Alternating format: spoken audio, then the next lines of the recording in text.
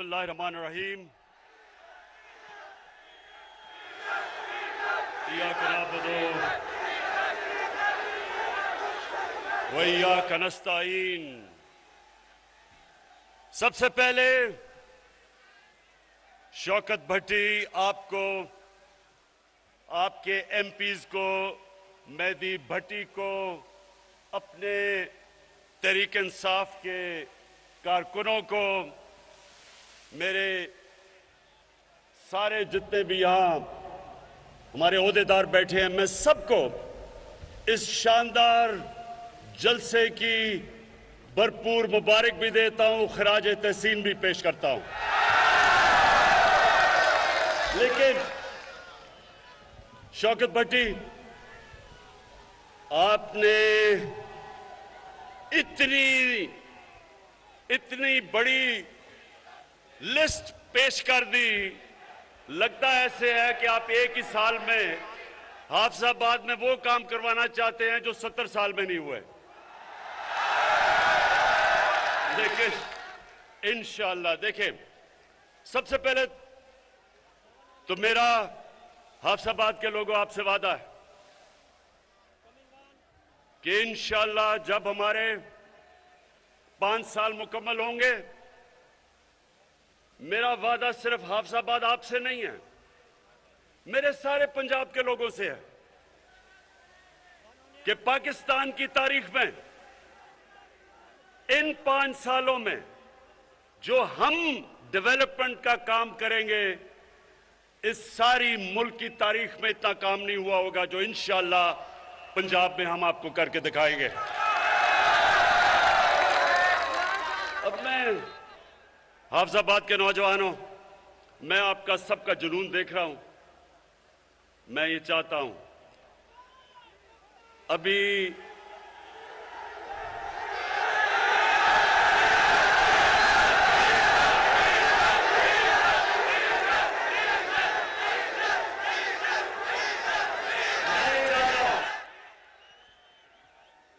कि ये जो आज मैं आपसे बातचीत करने आया हूं, आपने बड़े तहम्मुल से और आराम से मेरी बात सुननी। मैं सबसे पहले एक चीज आपसे पूछता हूं, क्योंकि आप बाशऊर लोग हैं, मुझे ये बताएं कि इमरान खान को सियासत में आने की जरूरत क्या थी 25 साल पहले? अल्लाह इमरान खान को सब कुछ दे चुका था, जो भी मैं जिंदगी में चाहता था अल्लाह वो दे चुका था। मैं सिर्फ एक वजह से आया था, और मैं नौजवानों आपके लिए, क्योंकि आप इस मुल्क का मुस्तकबिल है, मैं ये चाहता हूं बड़े गौर से आप मेरी बात सुने। पाकिस्तान क्यों बना था? ये मुल्क इलामा इकबाल की जो ख्वाब थी, हम सब अपने आप से पूछे कि क्या जरूरत थी पाकिस्तान की बनाने की? ये एक बड़े मकसद के लिए बना था, और आप अगर जब तक इसको नहीं समझेंगे, हम कौम नहीं बनेंगे। क्योंकि एक कौम तब बनती है वो जब एक नजरिए पे खड़ी होती है। नजरिए के बगैर कौम नहीं बन सकती। वो एक अवाम का हजूम होता है, उसके अंदर कभी आप सुनेंगे कि जाग पंजाबी जाग, कभी आप सुनेंगे सिंधु जैश, कभी पख्तूनिस्तान, कभी बलूचिस्तान की आजादी की तहरीक। क्योंकि जब तक मेरी कौम को मकसद ना पता चले पाकिस्तान बनाने का, हम कौम नहीं बन सकते। और जब एक कौम अपने नजरिए से हटती है, मेरे पाकिस्तानियों, वो कौम तबाह हो जाती है। हमने एक अजीम कौम बनना था, नहीं बने। और आज मैं आप सबके सामने पहले तो यह रखता हूं कि नजरिया था क्या पाकिस्तान का। नजरिया पाकिस्तान का इल्लामा इकबाल ने बड़ा वाज़ेह किया था कि हमने वो रियासत बननी थी, हम सारी कौम ने इकट्ठा होना था उस नजरिए पे जो नजरिया हमारा नबी सल्लल्लाहु अलैहि वसल्लम का था। और उन्होंने एक रियासत बनाई थी, मदीना की रियासत। वो क्यों अल्लाह हमें कहता है कि अपने नबी की सुन्नत पे चलो? क्योंकि वो मदीना की रियासत के ऊपर कई सदियों तक मुसलमानों ने दुनिया की इमामत की। जैसे जैसे वो उन असूलों से पीछे हटते रहे, मुसलमान नीचे आते रहे। तो मेरे नौजवानों, मैंने फैसला किया कि मैं अपनी कौम को उसकी तरबियत के लिए एक अथॉरिटी बनाऊं जिसका नाम रहमतुल्लिल आलमीन अथॉरिटी है। उसका मकसद क्या है? उसका मकसद अपने नौजवानों को, अपने स्कूल के बच्चों को, सबको बताना कि हमारे नबी सल्लल्लाहु अलैहि वसल्लम की सीरत क्या थी, उनका रास्ता क्या था। सबसे पहले आपने एक चीज समझनी है कि उनको रहमतुल्लिल आलमीन क्यों कहते थे। क्योंकि अल्लाह ने कहा था वो सब इंसानों के लिए, सिर्फ मुसलमानों के लिए नहीं, सब इंसानों के लिए रहमत बन के आए थे। उन्होंने मदीना की रियासत में इंसानों को इकट्ठा किया था। उसमें ईसाई भी थे, उसमें यहूदी भी थे, उसमें काफिर भी थे। उन सबको उन्होंने इंसानों को इकट्ठा किया था एक नजरिए पे। और वो नजरिया ये था मदीना की रियासत में कि सबसे पहले रियासत में अदल और इंसाफ होगा। रियासत इंसानों को एक ही कानून सब इंसानों को रखेगी, यानी कि ताकतवर और कमजोर एक ही कानून की हुक्मरानी, इंसाफ। दूसरा रियासत में असूल था इंसानियत। फलाही रियासत दुनिया की तारीख की पहली फलाही रियासत बनी थी। और तीसरी खुददारी, कि वो रियासत एक आजाद रियासत थी। और इन तीनों के ऊपर भी मैं बात करूंगा, लेकिन उन्होंने उससे अवाम के लिए अल्लाह ने मदीना की रियासत में जो कुरान की आयत थी, अमर बिल मारूफ व नही अनिल मुनकर, अल्लाह ने इंसानों को कहा कि रियासत की तो जिम्मेदारी इंसाफ देना, खुददार कौम, इंसानियत, फलाही रियासत।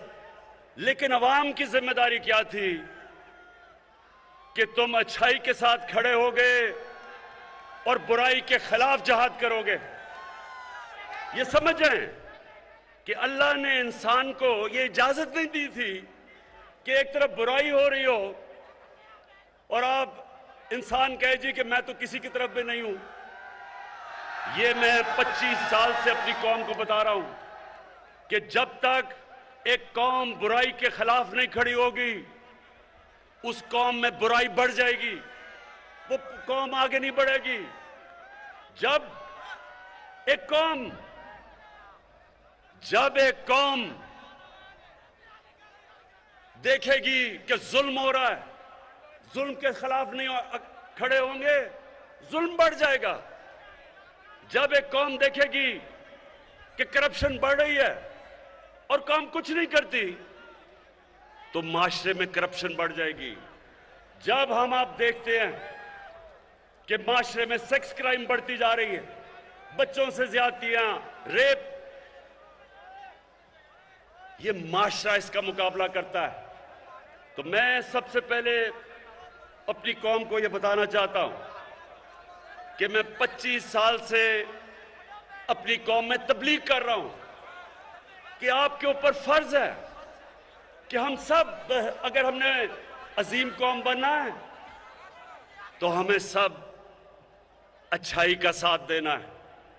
हम जब देखें कि मुल्क के नामवर करप्ट लोग, मुजरिम, अदालतों में जिनके केस, वो जब सब खड़े होके एक तरफ कोशिश करते हैं कि मुल्क की रियासत को गिराने के लिए, पैसा चलाने के लिए, लोगों को खरीदने के लिए, चोरी के पैसे से लोगों के जमीर खरीदने के लिए, तो रियासत की जिम्मेदारी होती है इसके खिलाफ आवाज बुलंद करना। अवाम की जिम्मेदारी होती है, अदलिया की जिम्मेदारी होती है, इलेक्शन की जिम्मेदारी होती है। कौम मुकाबला करती है इसका। मैं नौजवानों मगरिब में अपना बड़ा टाइम गुजारा क्रिकेट की वजह से। आप यकीन करें कि उनकी जमहूरियत के अंदर किसी की जुर्रत नहीं हो कि वो किसी एमपी के ऊपर, मेंबर ऑफ पार्लियामेंट का जमीर खरीदने की कोशिश करे। उनकी जुर्रत नहीं होती, ना एमपी की, मेंबर पार्लियामेंट की जुर्रत होती है बिकने की, क्योंकि उन्हें पता है कि वो माशरे में नहीं अपनी शक्ल दिखा सकेंगे। एक नौजवानों ये जरा गौर से सुने, ये सारी जिंदगी बातें आपको काम आएंगी। अमेरिका के अंदर एक बड़ा अमीर आदमी था, उसका नाम बर्नी मैडॉफ था। बहुत अमीर आदमी था, सारे बड़े बड़े लोग उसको जानते थे, फिल्म स्टार वगैरह सब जानते थे। वो करप्शन में पकड़ा गया। अब नौजवानों ये सुनो उसे हुआ क्या। जब वो करप्शन में पकड़ा गया, उसके बड़े बेटे ने खुदकुशी की। उसका जो दूसरा बेटा था वो घर से ना निकला और अब घर बैठा बैठा ही मर गया बीमारी में। उसकी बीवी ने तलाक दी, उसकी बहन और उसके खामद ने खुदकुशी की। क्यों? क्योंकि उनको पता था कि माशरे में उनकी जगह खत्म हो गई। कोई घर नहीं उनको बुलाएगा, कोई उनके बच्चों से शादी नहीं करेगा। यह होता है खौफ। जब एक कौम अमर बिल मारूफ पे खड़ी होती है, खौफ होता है लोगों को कि माशरा क्या कहेगा। तो मैं इसलिए रहमतुल्लिल आलमीन अथॉरिटी बनाई कि हम अपने बच्चों को पढ़ाएं, स्कूल के अंदर बच्चों को सीरत नबी से पढ़ाएं, यूनिवर्सिटी में रिसर्च करवाएं, इसके ऊपर डिबेट्स करवाएं, मुल्क का कैरेक्टर बनाएं। एक जब मदीना की रियासत खड़ी हुई थी तो हमारे नबी सल्लल्लाहु अलैहि वसल्लम ने उनका कैरेक्टर, उनको लोगों को उठा दिया था, इखलाकियात उठा दी थी। और इसलिए एक तो ये वजह है कि मैंने ये अथॉरिटी बनाई कि सीरत, नबी की सीरत बच्चे बच्चे को पता हो, फिर वो जो मर्जी करना चाहता है करे, लेकिन हम अपनी रियासत, अपने लोगों में शऊर पैदा करें कि उनको पता तो चले कि ये मुल्क बना क्यों था। हमने तो एक मिसाल बनी थी दुनिया में कि एक मिसाली इस्लामी रियासत क्या होती है। ये तो इलामा इकबाल की सोच थी। तो मैं सबसे पहले ये कहना चाहता हूं कि मैं 25 साल पहले जब सियासत शुरू की थी तो मैं इसलिए नहीं आया था कि टमाटर की क्या कीमत है और आलू की क्या कीमत है।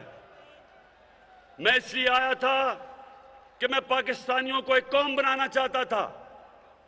मैं देखा कि कैसे कायदे आजम के बाद आहिस्ता आहिस्ता हमारी कौम दुनिया में उसका वकार गिरता गया। मैंने देखा कि कैसे आहिस्ता आहिस्ता हमारे जो हुक्मरान थे उनको पता ही नहीं था कि मुल्क बना क्यों है। कायदे आजम के बाद कभी भी कोई ऐसी लीडरशिप नहीं आई जिसने लोगों को बताया कि ये मकसद क्या था। जब पाकिस्तान बनने का ये नारा लगा था कि पाकिस्तान का मतलब क्या, तो ला इलाहा इल्लल्लाह जो नारा था वो इसमें फलसफा था कि कैसे हमने एक गैरतमंद और अजीम कौम बनना है।